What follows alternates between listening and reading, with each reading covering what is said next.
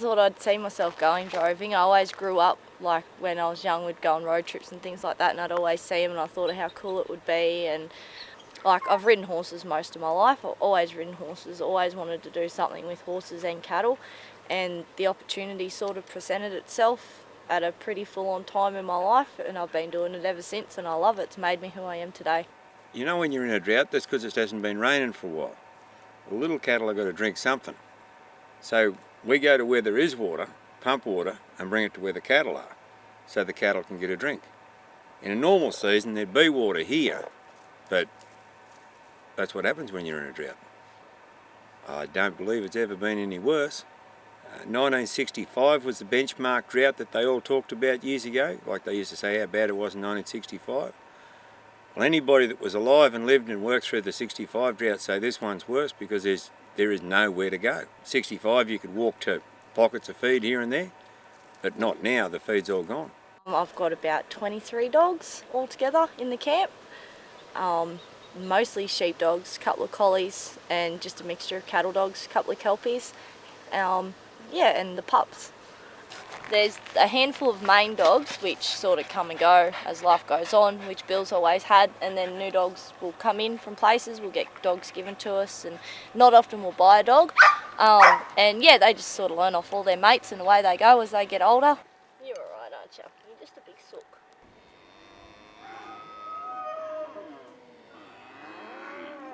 There's no other work to do, so I just go back right on the road droving. My father used to be a drover, and it's been handed down, and I kept going with it. Oh, we got Brahmins, Sanders, Shorthorns, Herefords, Black Poles, Drought Masters. We got a mixed mob. We've been in scrub that thick before that you can't hear the dogs bark, so the more that there are, the cattle move. Like, we've been in places you've got to get off your horse and walk, and that's pretty bad. So to have a handful of dogs there, it just makes it a lot easier. He'll bring them up past the trough just there, and behind me there on the right hand side there's a gate. They'll put them in there for the night, and that'll be their bed for the night.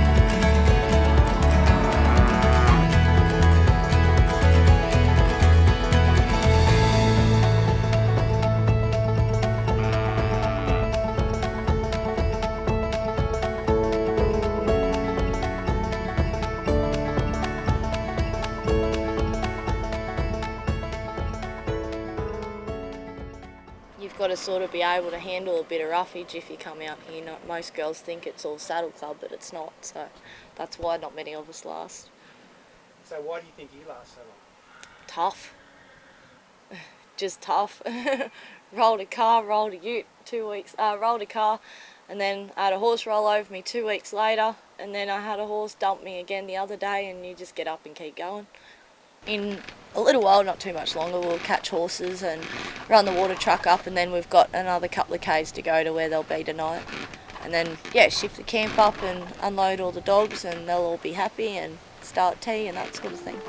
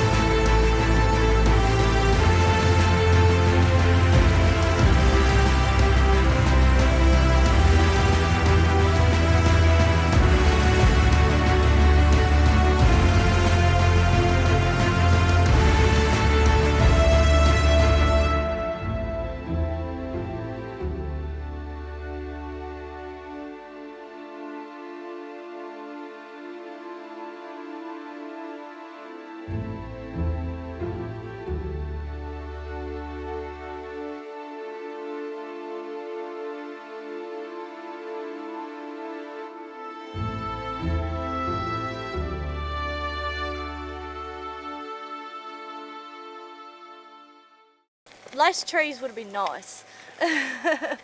But no, that's alright, that's just what we do. Zed! Oh, she's...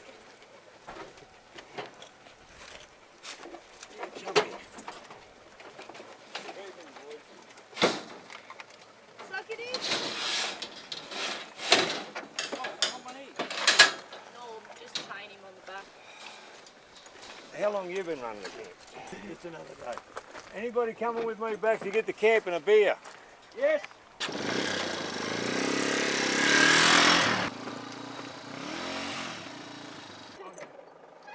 They're alright.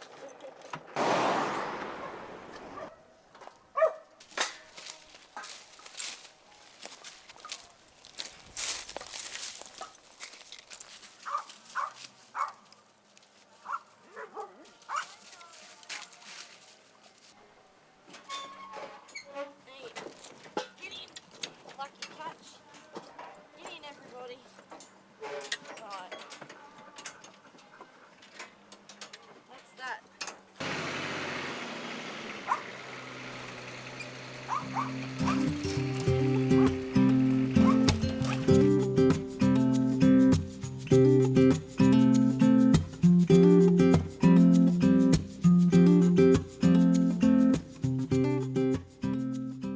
He's been trod on by a cow or something.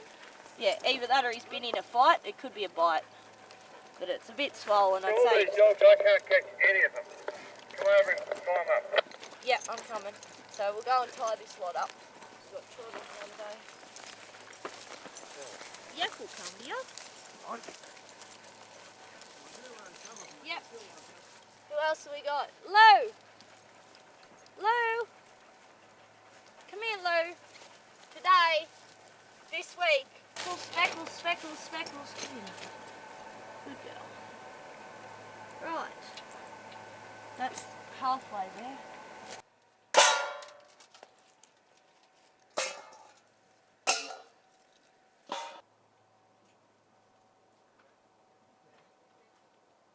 Okay, something smells dead in here.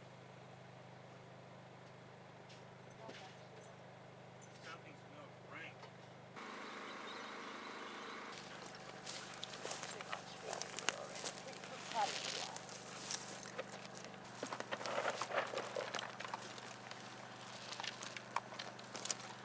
Most of them. It's only stroke of a pen and the droven finishes. New South Wales have shut their stock routes virtually just because of mismanagement. So all the New South Wales drovers all came to Queensland and chewed it out. So, and then like there was just a huge influx of people.